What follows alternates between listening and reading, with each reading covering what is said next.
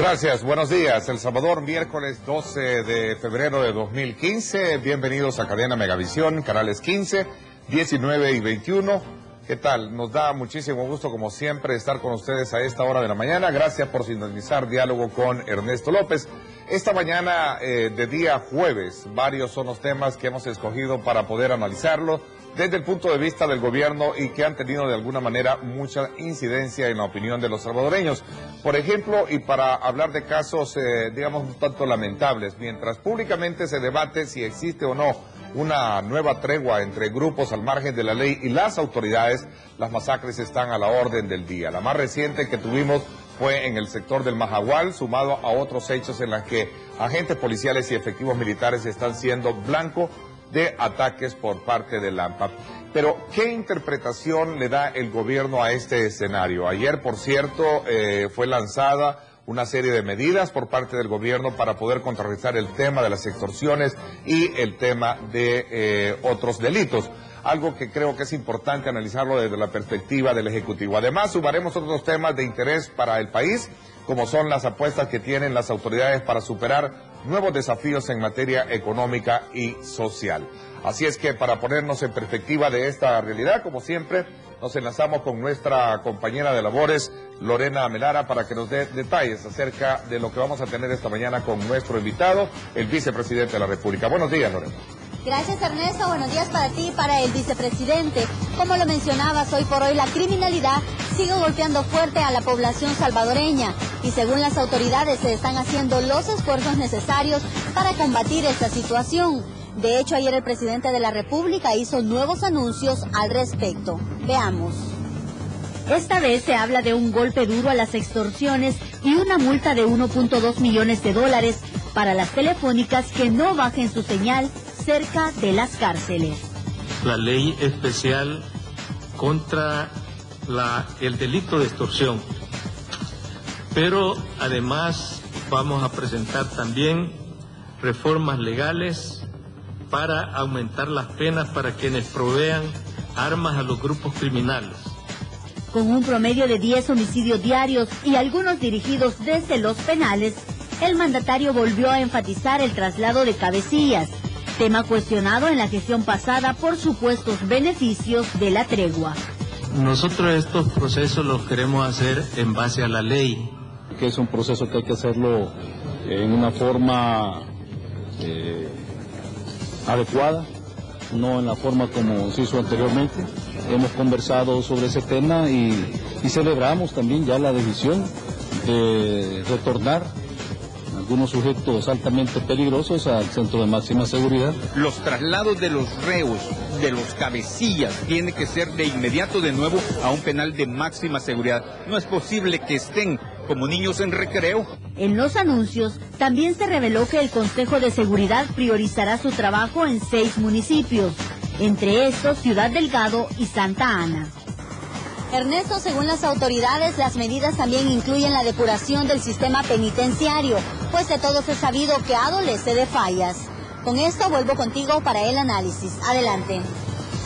Muchas gracias, Lorena, por ese enfoque. Me acompaña acá en nuestros estudios el vicepresidente de la República y comisionado presidencial para la promoción y desarrollo de la inversión pública y privada, licenciado Óscar Ortiz, vicepresidente de la República. Gracias por acompañarnos. Muy buenos días, Ernesto. Es un gran placer estar compartiendo contigo en este programa tan visto por todos los salvadoreños y salvadoreñas, sobre todo por la enorme trayectoria, tu experiencia que le pone un toque especial y nosotros estamos en este espacio acompañándote para poder llevar la mejor información a nuestros ciudadanos y ciudadanas y sobre todo un saludo especial hoy en este mes de la amistad, el mes de febrero. Así es, agradezco muchísimo esa palabra y las tomo y las asimilo precisamente con ese valor incalculable que tiene también el esfuerzo que ponen cada uno de los que trabajan alrededor de este servidor.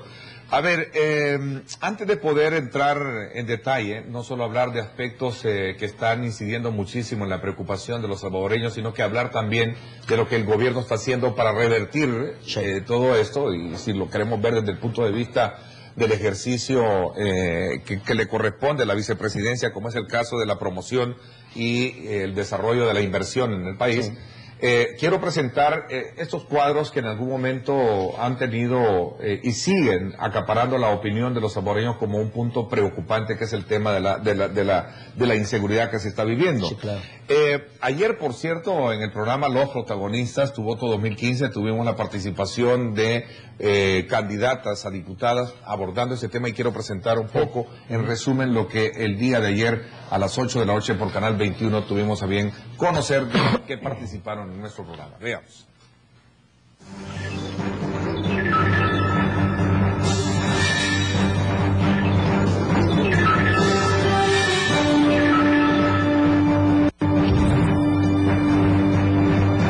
Pendiente la aprobación de 2 préstamos que tienen que ver con creación de espacios de convivencia para jóvenes y con apoyo integral a políticas de trabajo en la prevención social, que lastimosamente no hemos contado con los votos de los partidos políticos, y que eso es fundamental si buscamos que haya verdaderamente mejores condiciones para atender un tema que es de país.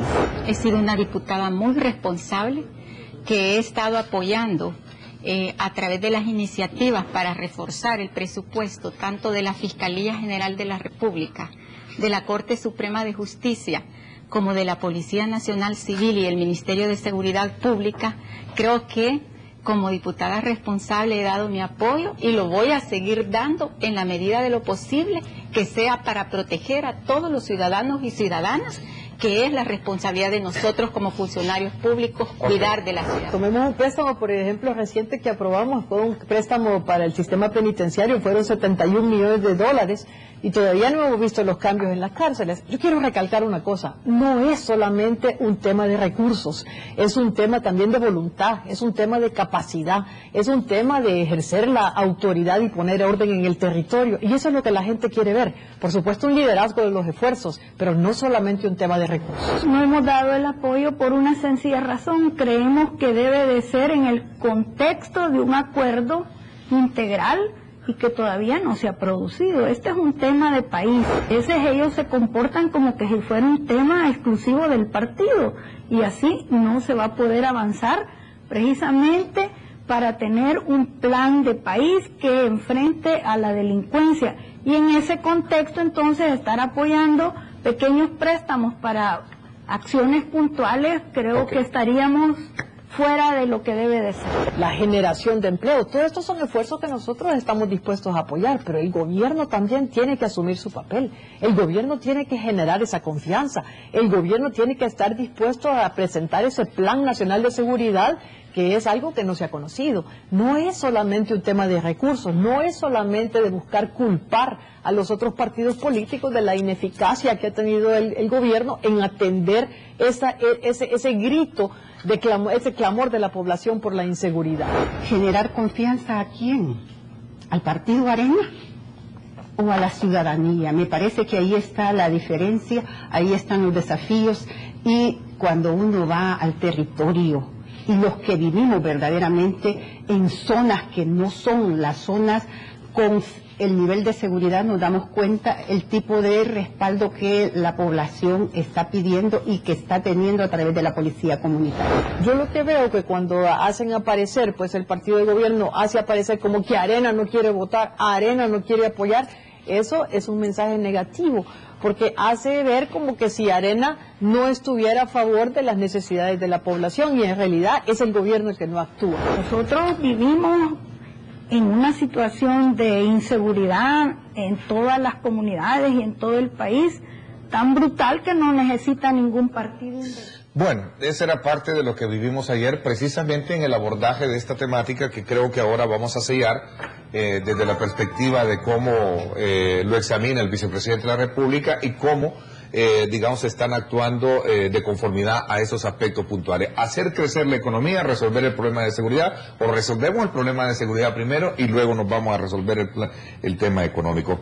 Vicepresidente, ahí están las cosas. Ayer, por cierto, se lanzó la ley especial contra el delito de la extorsión. Bueno, Ernesto, es importante para el pueblo salvadoreño.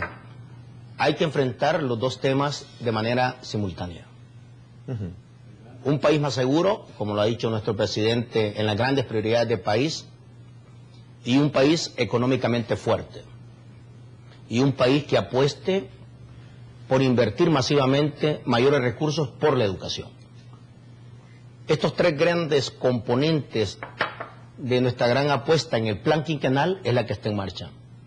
Y estamos convencidos de que al cerrar el mandato de nuestro presidente Salvador Sánchez Serén y del equipo de gobierno dentro del cual está este servidor, vamos a tener un país en la ruta de un crecimiento económico sostenido, en la ruta de un país que abra más y mejores oportunidades en materia de empleo digno, y un país que esté compitiendo en el marco de la región y en el contexto latinoamericano en los niveles de inversión creciente en el tema educativo. Ya comenzamos a dar los primeros pasos y, por supuesto, para que esto pueda ser mucho más fuerte, mucho más dinámico, se requiere darle seguridad a la familia salvadoreña, seguridad a las comunidades y tener un control total de los territorios. En ese sentido, el tema de la seguridad, como bien lo decían las diputadas, es un tema de todos, porque nos beneficia a todos,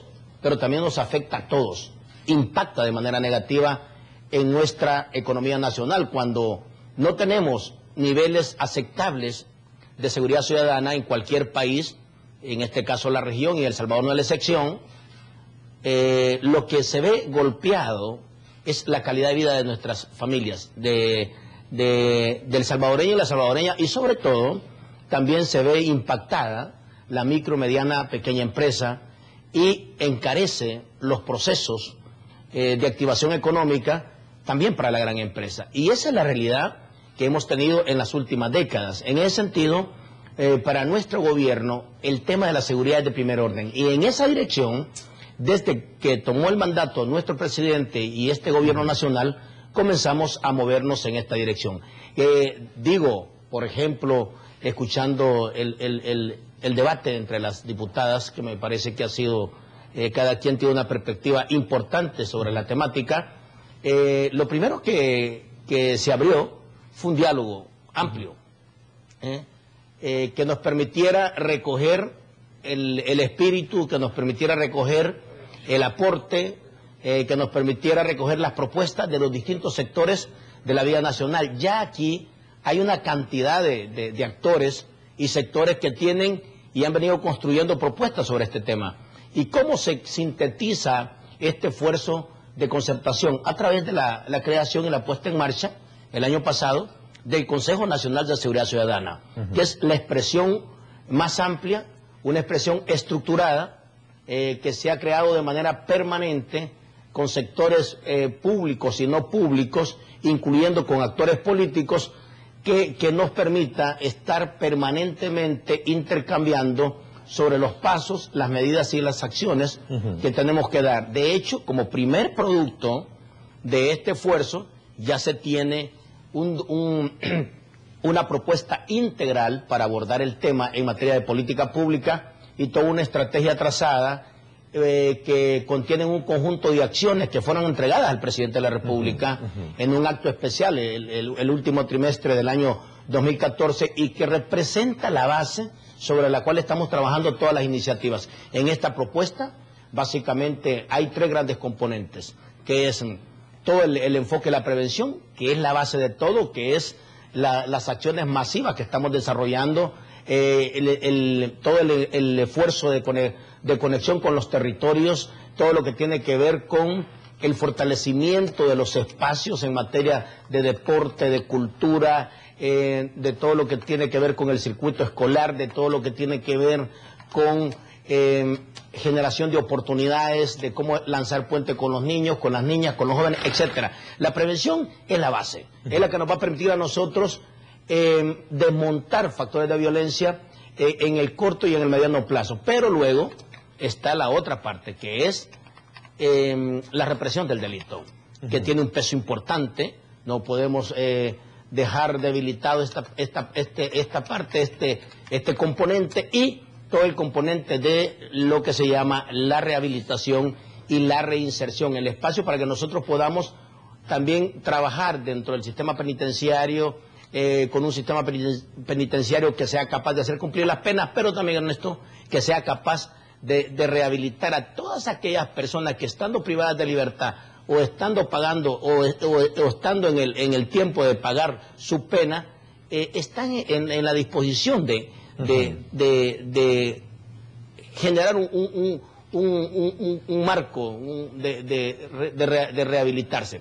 Entonces, dicho esto, es que hemos venido ya produciendo algunas acciones. Dentro de esto, la primera acción importante que anunció nuestro presidente fue el despliegue de la policía comunitaria, que ha tenido hasta ahora un nivel exitoso, que se sigue haciendo todo el esfuerzo dentro de una estrategia de cercanía de la Policía Nacional Civil con las comunidades. Y, por supuesto, no podíamos dejar, al iniciar el año 2015, que hemos planteado que el año 2015 vamos a empezar a revertir estructuralmente estos niveles de violencia que están dirigidos a golpear la confianza y la seguridad de la familia salvadoreña, y en ese sentido, de las primeras acciones en materia de represión del delito, de represión del crimen, es la iniciativa que se presentó con la decisión de nuestro presidente, que era una ley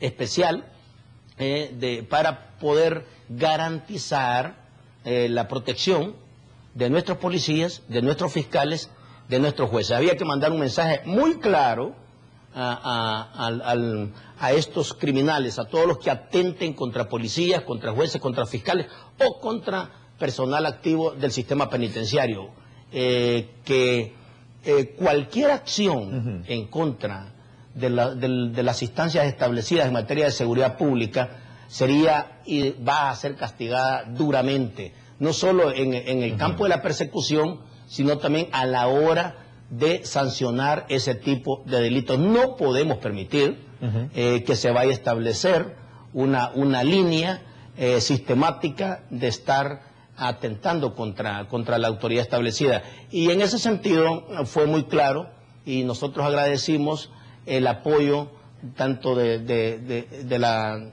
dinámica activa de la Fiscalía, del fiscal, del sistema judicial, y el acompañamiento de todas las fracciones políticas en la Asamblea Legislativa, que en el lapso de 10 días de haber presentado el decreto, se tomó de muy buena manera, y ahora ya es un decreto que está activo y que tendrá consecuencias para aquellos que realmente atenten contra nuestra autoridad. Y hemos agregado también ahí que los delincuentes o los criminales que hagan este tipo de acciones irán a parar directamente a los centros de máxima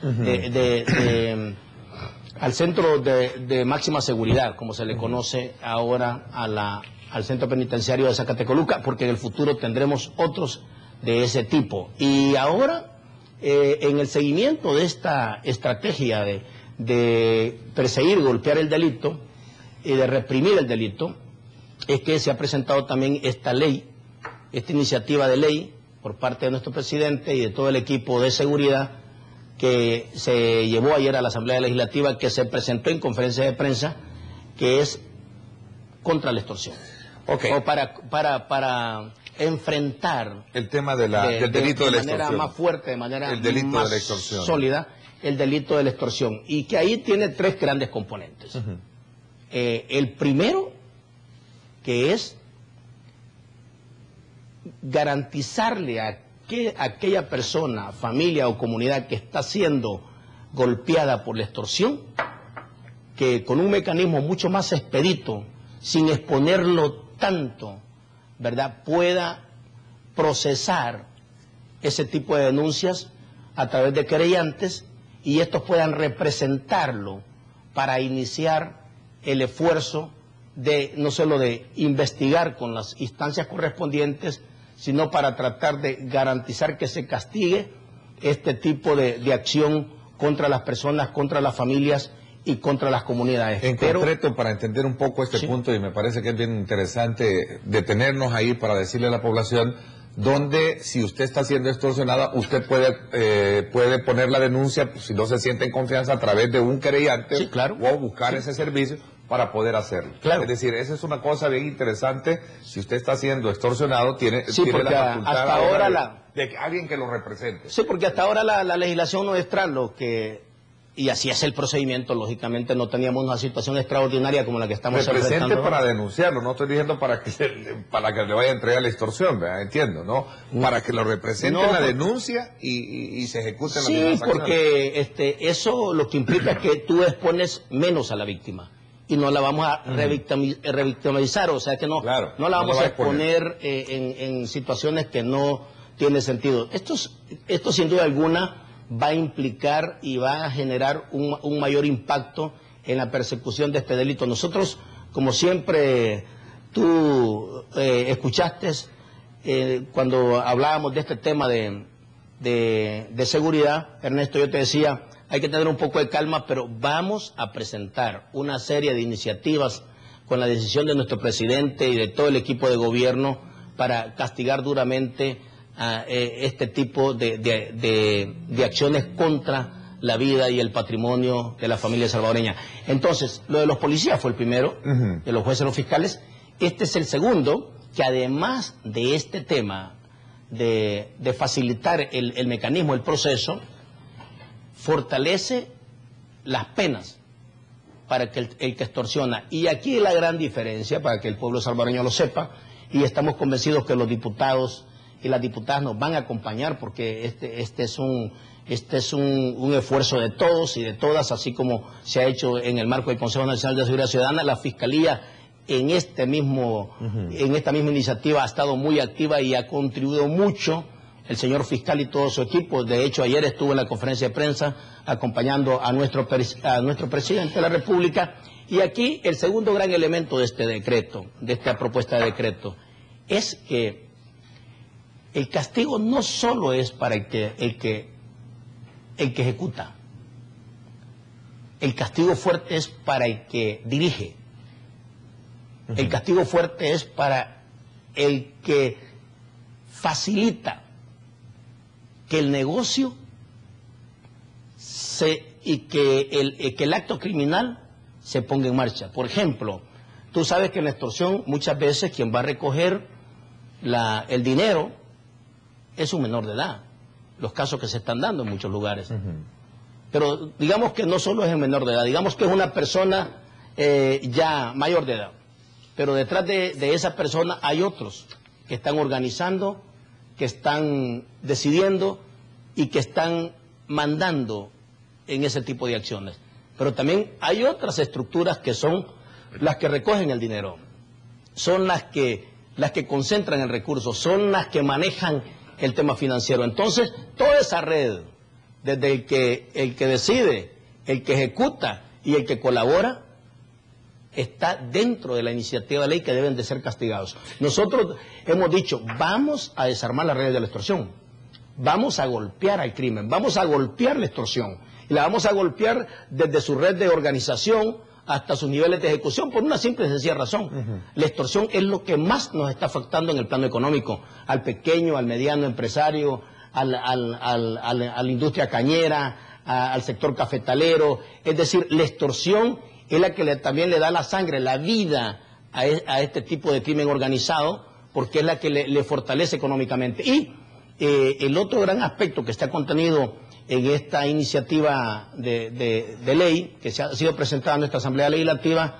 Ernesto, y que el pueblo salvadoreño lo conozca, es que en este año vamos a tener un nivel de avance importantísimo en el control total del sistema penitenciario en materia de las comunicaciones. Es decir, esta iniciativa lleva integrado un articulado que establece la prohibición de la emisión de cualquier señal de los centros penales. ¿Qué quiere decir?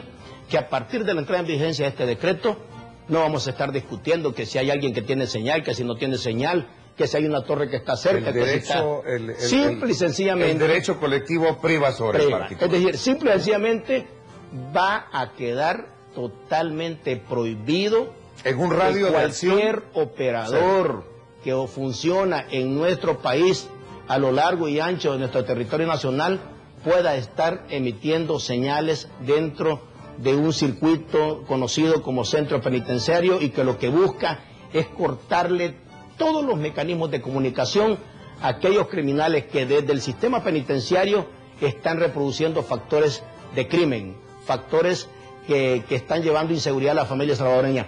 Este es uno de los temas de mayor impacto que vamos a tener, porque como todo el mundo sabe, desde las prisiones, no es nuevo, desde hace muchos años, y no es solo el caso de El Salvador, ha estado siendo un punto donde se ha estado multiplicando órdenes para tratar de afectar la seguridad de personas y de familia. En ese sentido, se han establecido sanciones hasta por más de $1 millón en el caso que se incurra en este tipo de situaciones. Entendemos que no vamos a tener necesidad de esto. Porque de la Asamblea Legislativa tiene que pasar por Asamblea, no es un acuerdo ejecutivo directamente. No, esto va en el decreto especial del delito de la extorsión. Entonces, eso significa que no pasa por la Asamblea Legislativa. Y hago esa reflexión, ¿no? Bueno, ¿cómo no? Esto entra a la Asamblea. En ese paquete. Este va en el decreto especial que hemos presentado el día de ayer. Es que pensé que era un decreto ejecutivo, que cuando es una digamos, una acción del Ejecutivo no tiene por qué ir a... Esto pasa como una ley. Esto va a la Asamblea Legislativa. Hay que ponerle muchísima atención quienes en algún momento apoyen o en algún momento, digamos, rechacen este tipo de... Bueno, estás hablando de una sanción de $1,5 millones. Pero no solo la sanción. También el decreto establece que en caso de reincidencia, en caso de que después de una sanción que tiene unos... La empresa telefónica... Sí, el operador. El operador. Tú puedes retirarle la concesión, que es un tema que ya la CIGET va a quedar en un procedimiento, porque es la CIGET la que después tiene que hacer un procedimiento de acuerdo a los datos, de acuerdo al proceso que se haya establecido. Lo escucho y no lo creo. ¿Por qué? No. Bueno, porque esto es lo que todo el mundo venía diciendo, ¿y por qué en este país no se hacía? Eso no es fácil. No, pero es que... Yo me acuerdo que cuando vine a la entrevista contigo te dije... No, pero no me refiero a acusarlos a por qué no lo hacían ustedes. Aquí han estado, si esto no es nuevo. No, mira, la acción contra el crimen que hemos decidido como gobierno nacional, con el liderazgo de nuestro presidente, es una acción integral. Y tenemos que entrarle con todo. No podemos andar bromeando, ni podemos andar utilizando solo medidas unilaterales. Tiene que ser una acción integral, la prevención, la rehabilitación, pero... También tenemos que ser contundentes, duros, en la actuación contra aquellos que quieren seguir poniendo de rodillas al Estado y al gobierno y quieren robarle la esperanza a la familia salvadoreña. Y entonces, pero yo quería aclararte con esto. Mira, lo dijo ayer nuestro presidente también en toda la conferencia, pero yo lo amplío de esta manera. Esto no tiene absolutamente nada que ver con un artículo dirigido a empresas que muy bien trabajan en nuestro país. Y que está bueno. Y con ellos tenemos con todas las operadoras de telefónica. Buenos clientes. Tenemos una excelente relación. Hemos mantenido un puente permanente de diálogo y de intercambio con ellos. Son empresas que van a seguir invirtiendo en el país, pero en este tema el mensaje es claro. Tenemos que estar unidos todos, pero como no puede ser solo por voluntad, entonces hay una regulación expresa que establece que dentro de los circuitos de los penales no puede haber ningún tipo de señal que no esté controlada estrictamente por el operador del sistema penitenciario, que solo debe servir para las cosas esenciales de comunicación normal dentro de un sistema. Fuera de ese sistema, simple y sencillamente el circuito queda cortado. Este es un tema que si hay residencia, me aclaró, corre el peligro de ser suspendida la concesión. Bueno, tú sabes que en otros países así es.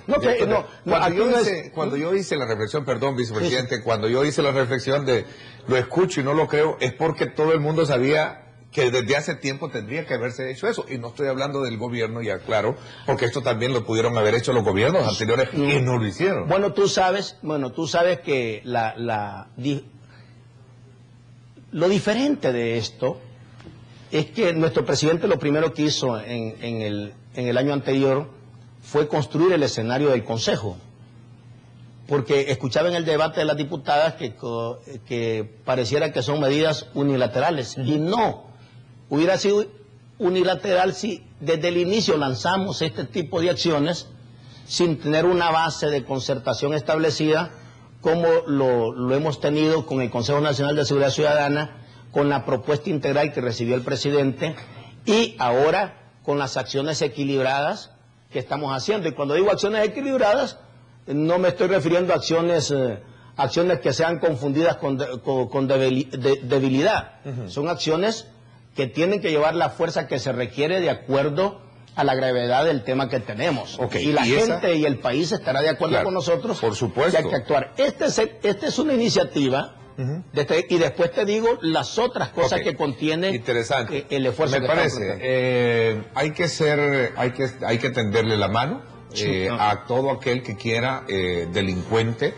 o aquella persona que está al margen de la ley, de poder de alguna manera acogerse. Pero también hay que ser contundente. Digo esto por el hecho de que la población de alguna manera ya no aguanta, ¿no? Ya no aguanta, ya no puede ser. La reciente masacre en el sector del Majagual. Sí. A ver, me quedan tantas preguntas para despejarlas esta mañana con la presencia de su persona, vicepresidente. ¿Por qué se acusa al gobierno de, en algún momento, de tener una negociación en el fondo? ¿Es cierto o no es cierto esto? ¿Es parte de esa proyección que tiene? Lo primero. Y segundo, ¿a qué se le atribuye, digamos, las recientes masacres? ¿Qué está pasando? ¿Quién está detrás de todo esto? Bueno, mira, vamos a la pausa comercial, regresamos hablando de estos y esos otros componentes importantes. Me parece muy bien, porque esto requiere una explicación. Es necesaria. No, sí, y qué bueno que lo agarremos en el próximo bloque para tratar de que me des, como lo has hecho, por supuesto, un espacio para explicar rápidamente esto, que debe quedar bien aclarado a la gente. Me parece interesante. Vamos a una pausa comercial. Gracias por estar con nosotros. @diálogo21, @Neto López Radio. 2 cuentas en Twitter para que usted nos escriba y formule sus comentarios o preguntas. ¿Y qué opina de este primer repaso que hemos hecho con el vicepresidente sobre este tema? Lanzan una serie de medidas, como él lo plantea, una ley anti-extorsión, una policía comunitaria y sobre todo también nuevas medidas contra aquellas empresas de telefonía que no cumplan con la suspensión en los sectores, digamos, cercanos a lo que son los recintos carcelarios para suspender el sistema de telefonía móvil. Vamos a una pausa. Gracias por estar con nosotros. Todavía no se ve el trabajo que ellos han dicho que pueden hacer. No, esperamos que lo realicen más adelante, ¿verdad? Al frente le toca hacer lo que puede, pero uno se desespera realmente. Y no es uno como viejo, sino que por sus nietos, por sus hijos, por tanta juventud desperdiciada. La seguridad aquí no está tan bien porque todos andamos con el alma en un hilo, como se dice. Y se ve pues que la proyección social de lo que es las autoridades competentes no han sido enfocadas en realidad a proteger a la persona que en realidad trabaja. Más leyes, mentira, no va a cambiar esto. Hay que cambiar muchas estructuras sociales también, porque la delincuencia no solo se da por hecho de que quiere ser mañoso también, ¿verdad? Sino que tiene muchas cosas sociales. Diálogo con Ernesto López. Bueno, nuevamente gracias por estar con nosotros a esta hora de la mañana, el vicepresidente de la República y comisionado presidencial para la inversión, el licenciado Óscar Ortiz con nosotros. A ver, ¿por qué en algún momento, y es bueno que aclaremos, si es que detrás de todo este movimiento que el gobierno ha hecho y que hemos hablado esta mañana, está también el tema de la tregua? Porque los homicidios, quieras o no, de la noche a la mañana bajaron, pero hemos estado viendo también algunos hechos que entristecen, como las recientes masacres. ¿Qué es lo que está detrás de todo esto? Ernesto, y es bueno para nuestra familia salvadoreña, no entiendo cómo se sigue sosteniendo un tema que se le ha dado en llamar tregua en el nuevo contexto de este gobierno, de nuestro gobierno, donde hemos sido muy claros contra el crimen, contra la extorsión, contra el asesinato de policías, contra masacres como las que hemos conocido en los últimos años. No puede haber tregua. No puede haber una política de diálogo contra aquellos, con aquellos que permanentemente están golpeando la calidad de vida de la familia salvadoreña. Entonces yo quiero reafirmar a través de este programa lo que hemos dicho en repetidas ocasiones en el marco de la política para enfrentar integralmente la batalla contra el crimen, que esta batalla la vamos a ganar. Esta batalla tiene que ser exitosa por el bien del país y vamos a ganarle la batalla al crimen. Los salvadoreños somos más y estamos convencidos que esta prueba la vamos a pasar de manera exitosa. No va a ser fácil porque es un tema complejo, pero tenemos la capacidad de superarlo y tenemos que superarlo como país. En ese sentido, debemos de aclarar. Este liderazgo, nuestro presidente, este gobierno, no tiene ninguna política, ninguna estrategia de tregua, ni de diálogo con grupos criminales. Lo que este gobierno tiene en marcha es una estrategia integral que pone la mayor cantidad de recursos en la prevención, en el desmontaje de los factores de violencia, en esa gran alianza con los territorios, con los sectores y con las iglesias. Y ahí es importante decirlo, que hay programas de rehabilitación, de recuperación, hay programas de transformación de familias y comunidades en alto riesgo. Yo viví esa experiencia en Santa Tecla, porque de eso se trata la prevención, de que podamos ser capaces como país para responder y llevar un conjunto de acciones y proyectos a aquellas comunidades en alto riesgo. Ahí actúa la inversión en infraestructuras, ahí actúa el programa de oportunidades de generación de empleo y de ocupación, ahí actúa el acompañamiento espiritual de las iglesias, ahí actúa los programas de espacios públicos, la promoción de la cultura, de las expresiones artísticas y de la masificación del deporte, que eso es lo que básicamente entendemos y eso es lo que se conecta con el enfoque de cómo abordar integralmente la transformación de una comunidad. Nosotros lo hicimos, por ejemplo, en El Pino, en años anteriores, en la San Rafael, en las Margaritas, pero se ha hecho en cientos de comunidades y se está haciendo en cientos de comunidades y lo vamos a seguir haciendo en cientos de comunidades a lo largo y ancho del país. Es una intervención de carácter integral. Ahora, regresemos al tema de tregua. Sí. Se puede dialogar, pero no negociar. No, ahora, aquí se ha querido vender esa... confundir, se ha querido sorprender en el sentido de que todavía hay algo que no se ha dicho. Y yo pregunto, ¿qué es lo que no se ha dicho? ¿Cómo podemos estar considerando que hay una tregua en marcha cuando tenemos la acción criminal que hemos conocido en el Puerto de la Libertad? ¿Cómo podemos creer que hay una tregua cuando hemos cerrado, como decía el presidente ayer, con un promedio de 10 crímenes diarios?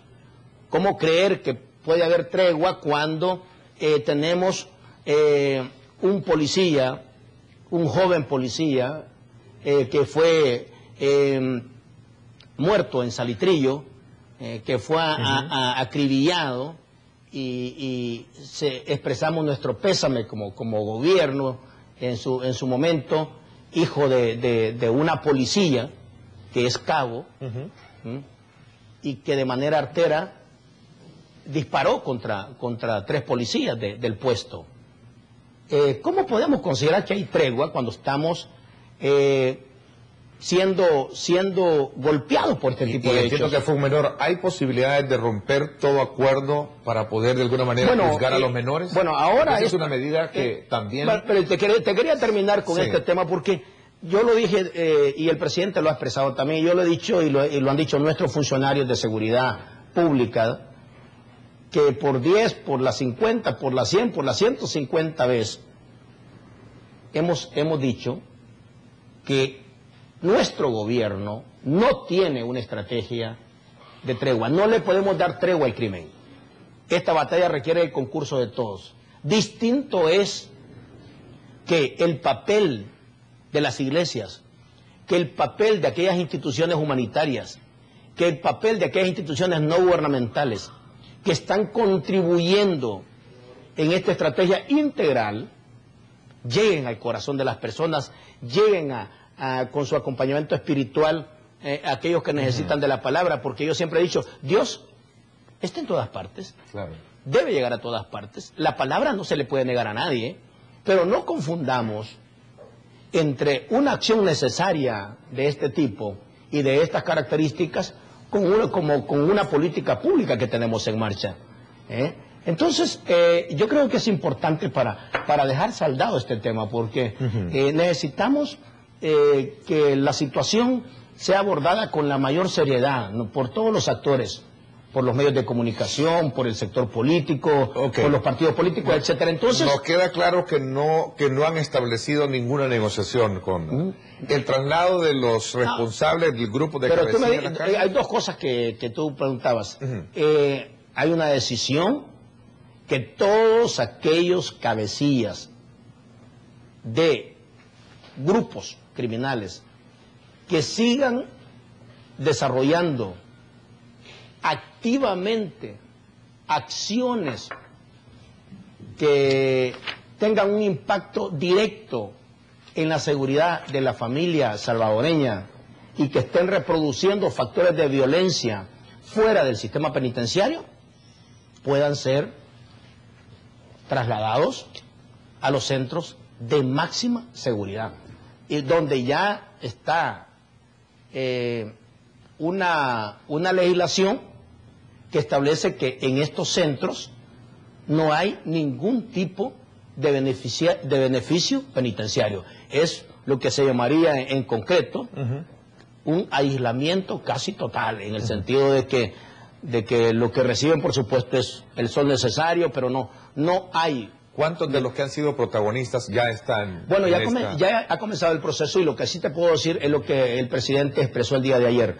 El proceso va a ser continuo, va a ser un proceso que va a garantizar la norma de procedimiento que establece la ley, pero que es una decisión ya tomada, que aquellos que sigan activando factores de violencia desde los centros penitenciarios deberán ser trasladados a un centro de máxima seguridad. Y con los menores de edad, en el caso de la iniciativa que se presentó el día de ayer a la Asamblea Legislativa, mientras es un tema que se discute de manera también seria en el futuro, digo, en el futuro no estoy diciendo en largo tiempo, sino a partir de las realidades que tenemos, es que se endurecen las penas contra aquellos que utilicen a menores de edad en el proceso del delito de la extorsión.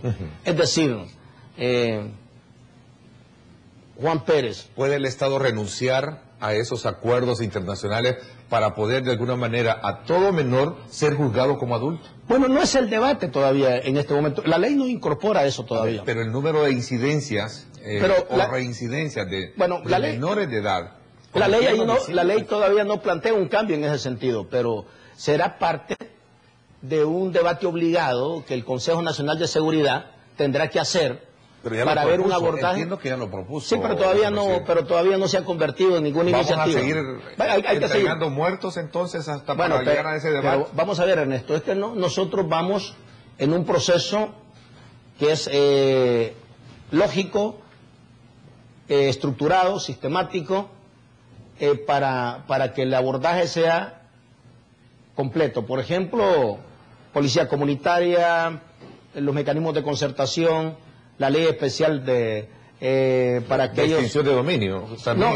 La ley especial para los que atenten contra la autoridad establecida, o la ley contra el delito de la extorsión, que además integra lo que tú acabas de decir, que ahora ya no solo es el endurecimiento de penas a través de este decreto, sino todo aquel que colabore directamente y que tenga recursos frutos de el delito de la extorsión,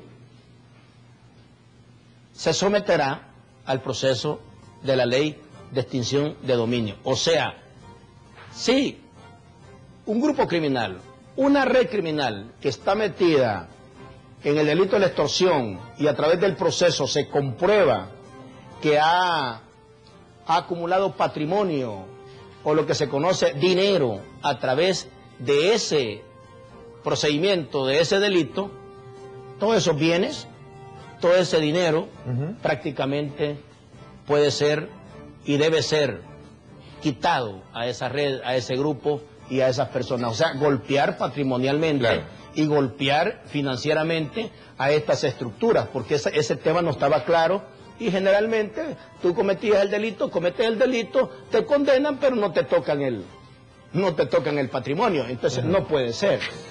Y en ese sentido creo que es importante las otras medidas que vienen en marcha, como la discusión de la ley de reinserción y de rehabilitación, que es un programa también importante que está en marcha en el sistema penitenciario, como es el Yo Cambio, pero esta legislación que en el futuro se va a presentar quiere integrarse a esta política integral y, por supuesto, la medida y la decisión del presidente de fortalecer logísticamente con mejor armamento a nuestra Policía Nacional Civil para elevar la capacidad de respuesta. Resumo el último de los actos o acciones que el gobierno ha hecho con esta ley contra el delito de la extorsión, regulaciones penales, considerando a la extorsión como un delito que afecta a todos. La extinción de dominio, que es la que estamos hablando, ¿verdad? Quienes tengan bienes productos de la extorsión van a perder, desde luego, esa propiedad. Y el tercer elemento clave es el bloqueo de las comunicaciones en los centros penales, de donde principalmente se giran las órdenes para las extorsiones. Habrán sanciones a las empresas que no cumplan con esta medida de $1 millón hasta $200,000, $1.200.000 contra estas empresas. Ojo el debate en la Asamblea Legislativa, pónganle mucha atención quiénes son los partidos políticos que van a apoyar o no van a apoyar medidas como esta. Queremos vivir en paz. El país está con mucha sed de vivir en paz, de decirle no a la violencia y parar ya todo esto. Vamos a una pausa comercial y regresamos. Ahora hablemos un poco de, como encargado de la inversión, ¿qué están realizando para generar, digamos, desarrollo o mejorar el tema de la inversión en nuestro país? ¿Qué se está haciendo? Vamos a una pausa comercial. No me cambien, regresamos. Quiere realmente que tengamos un escudo fiscal verdadero, pues realmente, ¿verdad? Que mejore la situación y con empleo, con seguridad. Lo que obtiene no le basta, digamos, para subsanar sus necesidades básicas siquiera, pues. Esto no rinde, pues mira cómo andamos aquí con esta mentecita. No alcanza el dinero, ¿verdad? Y tal vez abriendo fuentes de trabajo, pues, en que sea de barrer, que le den lugar a uno. Que haya trabajito para nosotros sobrevivir. Eso es lo que más afecta al trabajo.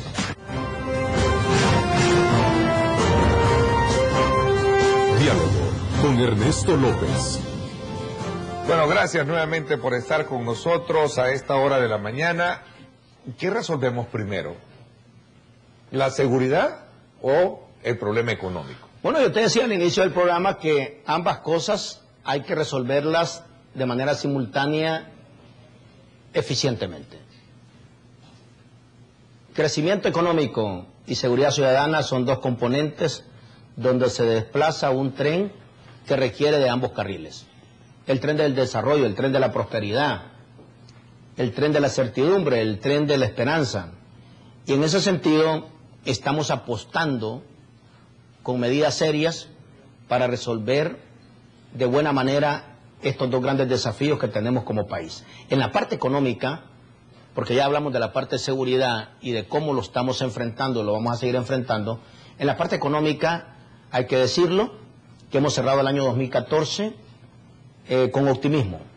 Pese a todo lo que se quiera decir, estamos cerrando con un crecimiento económico proyectado arriba del 2%, entre el 2 y 2.2%, que tendrá que oficializarse al cierre de este primer trimestre, dado las cuentas nacionales. Pero no solo es importante decir cómo estamos cerrando en materia de crecimiento, Ernesto, a pesar de que tuvimos un año bastante atípico, sobre todo porque el 2014 estuvo cruzado por una intensa campaña electoral, por una transición de gobierno, y quieras o no, eso tenía como en expectativas a los actores económicos.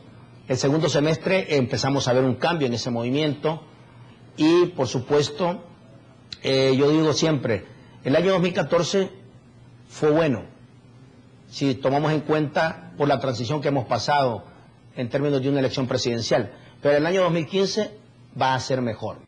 El año 2015 vamos a tener un crecimiento económico más potente, más fuerte. La proyección que hemos definido es entre el 2.5, 2.6 y ojalá podamos superarlo. De hecho, las proyecciones que ahora se están haciendo tienen que ver también con un contexto internacional que ya empezó a impactar en la economía salvadoreña, como por ejemplo es el tema de la baja de los precios del petróleo, que es un contexto que hay que tomarlo muy en cuenta, que a partir del 15 de enero de enero en el año en curso bajaron los precios de la energía, tanto para el consumidor, para la familia salvadoreña, como para la industria, hasta un 11.5%. La tendencia nos dice que en todo el semestre se va a mantener a la baja los precios y ojalá todo el año. No hay ninguna señal de que puedan subir bruscamente los precios del petróleo, pero no solo eso, sino también la baja de los precios de los combustibles. Imagínate, Ernesto, el ahorro que implica el que hoy estemos comprando el galón, o se esté comprando el galón de la gasolina, ya sea el diésel, el especial o la regular, a precios menores de los que estábamos acostumbrados. Esto va a impactar en otros sectores de la economía, porque lo que tú no gastas en combustible lo aplicas al gasto de otros sectores. Hay un ahorro de la factura petrolera que es importantísima como país. Sin duda alguna, la economía de los Estados Unidos se va a mantener fuerte en el año 2015. Esto siempre tiene un impacto positivo para la economía salvadoreña. Cerramos el año 2014 con importantes cierres en materia de cooperación y acompañamiento al esfuerzo del plan quinquenal que estamos realizando como gobierno. Cerramos el acuerdo del Fomilenio 2, el Compacto 2, que tiene 365 millones, que empezará a ejecutarse en el año 2015 en adelante y que va a generar un impacto positivo en toda la zona costera de El Salvador, en esa cantidad importantísima de municipios, desde Acajutla hasta el Puerto de la Unión. Hemos cerrado con éxito la negociación con la Unión Europea de 200 millones, que comenzará también a ejecutarse de manera importante en este año 2015. Cerró con éxito la gestión de nuestro presidente en la visita a México con los fondos del Fondo Yucatán, que se le conoce, de 142 millones, que va a ser un impacto importante en abrir las fronteras entre El Salvador y Guatemala, que fue un acuerdo clave en esta última reunión entre nuestros presidentes, tanto de El Salvador como de Guatemala, y así como va a tener un impacto a partir del 2015 este Fondo Yucatán en la obra de infraestructura importante de la carretera 4 carriles y del bypass en la zona del Puerto de la Libertad, que es uno de los sitios turísticos más importantes que tenemos a escala nacional y regional. Pero además de esta cantidad de recursos importantes, debo decir que en el 2015 vamos a comenzar a operar ya el puerto de la Unión Centroamericana. A eso iba, porque ayer precisamente preguntaba una de las protagonistas en el programa, ¿qué pasó con el puerto de la Unión Centroamericana? Tú sabes que nosotros le hemos puesto gasolina de avión, como decimos, y aquí hemos estado el equipo de gobierno y este servidor como por por la delegación de comisionado presidencial para la inversión pública y privada, hemos estado acompañando el ¿Cuándo proceso. comienza a operar? Mira, el cálculo que yo tengo y que tenemos es que a medio año ya vamos a estar en operación. Sí. A medio año. Sí, porque ahora estamos en el proceso. Hay dos operaciones simultáneas. Los procesos de calificación para el dragado, sí. Que ya se ha precalificado a empresas, y el proceso de adjudicación de la concesión del puerto de la Unión Centroamericana, en la cual hay una buena cantidad de empresas ya participando, que pidieron un poquito de tiempo más para hacer sus precisiones, y que nosotros no tuvimos ningún problema en decir hay que dárselo, porque queremos que la empresa que se haga cargo de la concesión en el puerto de la Unión Centroamericana sea una empresa realmente con una enorme capacidad y expertise en el tema. Pero no solo vamos a abrir... Que genere valores agregados importantes. Pero no solo vamos a abrir el puerto de la Unión Centroamericana, sino que va a ser un polo de actividad económica y de empleo para toda la zona oriental. De hecho, este 2015 va a ser el año de apertura de las grandes actividades del puerto de la Unión Centroamericana, el puerto de la Unión, el ferry, que esperamos que arranque simultáneamente en esta operación del puerto, porque el ferry que va a conectar, la negociación está que con Nicaragua, con Costa Rica, con el puerto Calderas, y ahora con este diálogo fructífero entre el presidente de Honduras y nuestro presidente Salvador Sánchez Serén, también se abre la posibilidad que en el corto y mediano plazo podamos tener un golfo de Fonseca conectado a una zona económica de impacto positivo para los 4 países y especialmente para los 3 países como es Nicaragua, Honduras y El Salvador, y hay un acuerdo de convertir la zona del Golfo en una zona económica. De hecho, estamos trabajando ya en un proceso para presentar una propuesta de convertir la zona de la Unión, la zona del puerto, en una zona especial, en una zona que dé muchas factibilidades para la inversión y que ahí tengamos una segunda zona industrial de mucho comercio que pueda dar facilidades para que se vengan a instalar empresas en la zona portuaria. Eso ya lo estamos trabajando y esperamos en pocos meses tener ya una propuesta muy sólida. Ya está la decisión de ampliar el aeropuerto del Tamarindo, el Hawái como se le conoce, y el proyecto de montar ahí una zona turística importantísima. Y luego, este es el año en que vamos a seguir invirtiendo en el aeropuerto internacional. Monseñor Romero, tú sabes que ya hay 70 millones que están en marcha invirtiéndose entre el 2014 y el 2015.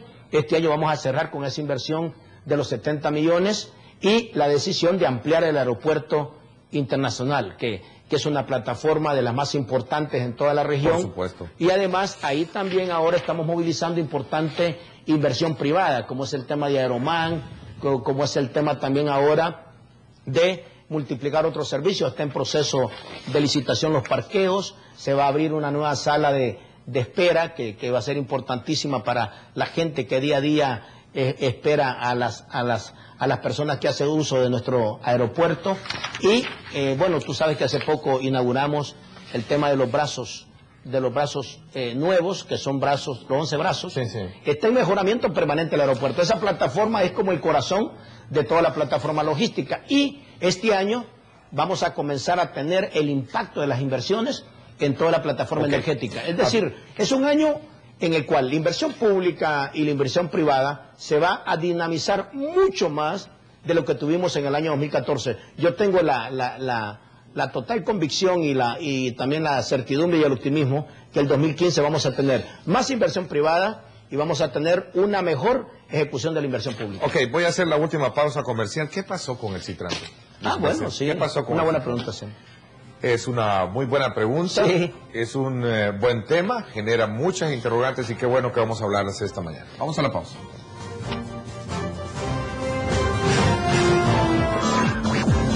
Bueno, gracias nuevamente por estar con nosotros. Aprovecho estos últimos minutos, vicepresidente, para hablar porque usted ha sido uno de los que ha defendido a capa y espada el proyecto Citran. Sí. ¿Qué ha pasado? Sigue todavía, digamos, a prueba y la gran pregunta del millón, ¿cuánto va a costar? ¿Quién va a costear los costos, valga la redundancia, la operatividad de este sistema? ¿Cuándo funciona? Bueno, el Citran ya comenzó a funcionar en su proceso de validación, tal y como fue presentado el cronograma por parte del liderazgo de Obras Públicas, junto al viceministro de Transporte y el equipo que hemos estado ayudando, contribuyendo a que este proceso se desarrolle como está planteado. ¿Qué quiere decir esto?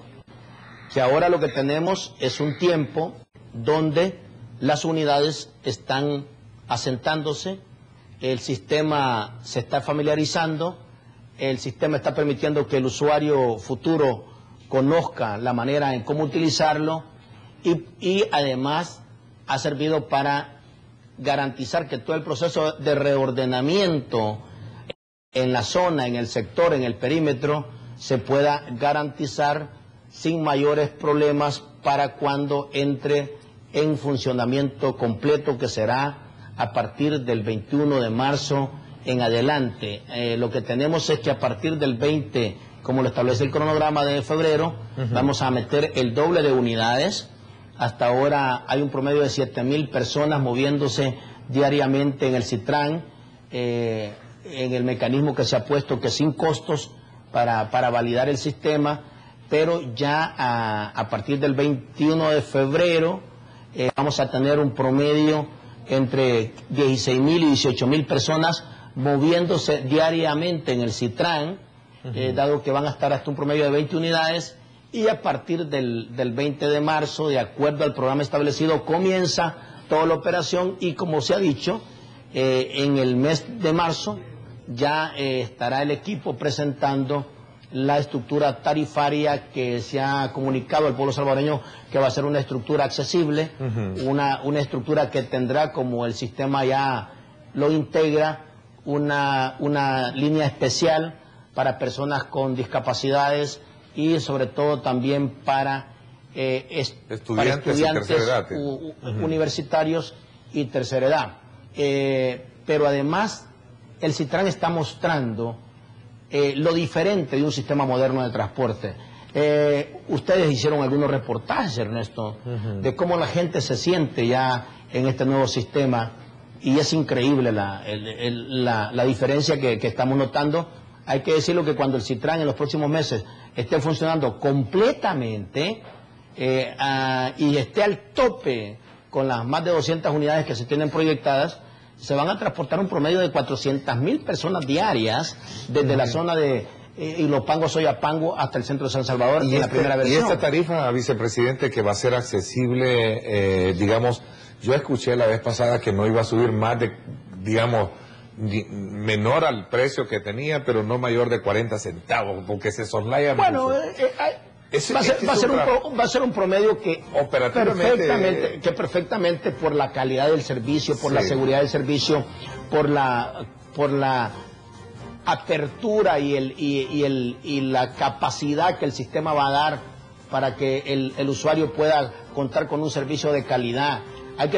La gente siempre me dice, pero los carros, hay que tomar en cuenta que más del 80% de ciudadanos en nuestro país y en el área metropolitana se mueven en transporte masivo de pasajeros, en buses o microbuses. Entonces, uno no puede partir solo de que el Citran a mí me va a costar pasar más como carro. Pongámonos a pensar en ese más de 80% de usuarios, de personas, de ciudadanos y ciudadanas que son nuestra familia, nuestros amigos, los miembros de las comunidades cercanas, que no tienen un vehículo y que tenemos que dotarlos de un servicio público de calidad. La gente se lo merece. Este va a ser el proyecto pionero para las próximas inversiones que vamos a seguir haciendo como país en la segunda fase, que será del centro de San Salvador a Santa Tecla, y después en el futuro tiene que quedar el compromiso, que no tiene que ser muy lejano, del otro circuito, que es de Apopa hasta San Marcos. Pero en todo caso, cierro con tu pregunta. ¿El Citran